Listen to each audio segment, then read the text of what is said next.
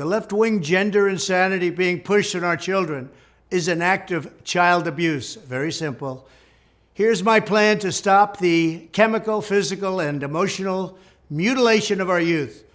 On day one, I will revoke Joe Biden's cruel policies on so-called gender-affirming care.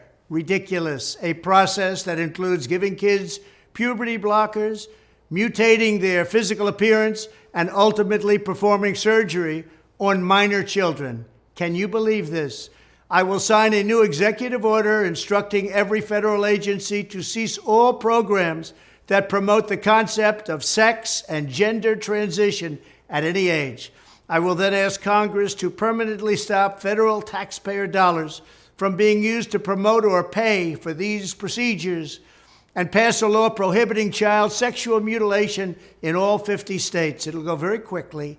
I will declare that any hospital or healthcare provider that participates in the chemical or physical mutilation of minor youth will no longer meet federal health and safety standards for Medicaid and Medicare and will be terminated from the program immediately. Furthermore, I will support the creation of a private right of action for victims to sue doctors who have unforgivably performed these procedures on minor children. The Department of Justice will investigate Big Pharma and the big hospital networks to determine whether they have deliberately covered up horrific long-term side effects of sex transitions in order to get rich at the expense of vulnerable patients, in this case, very vulnerable.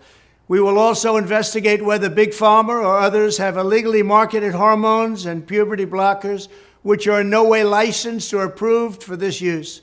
My Department of Education will inform states and school districts that if any teacher or school official suggests to a child that they could be trapped in the wrong body, they will be faced with severe consequences, including potential civil rights violations for sex discrimination and the elimination of federal funding.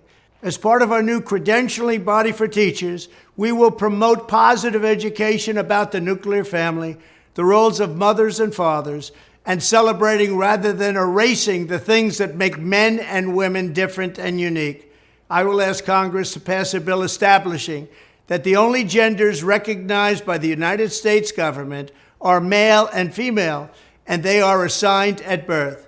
The bill will also make clear that Title IX prohibits men from participating in women's sports, and we will protect the rights of parents from being forced to allow their minor child to assume a gender which is new and an identity without the parents' consent. The identity will not be new, and it will not be without parental consent. No serious country should be telling its children that they were born with the wrong gender, a concept that was never heard of in all of human history. Nobody's ever heard of this, what's happening today. It was all when the radical left invented it just a few years ago. Under my leadership, this madness will end. Thank you very much.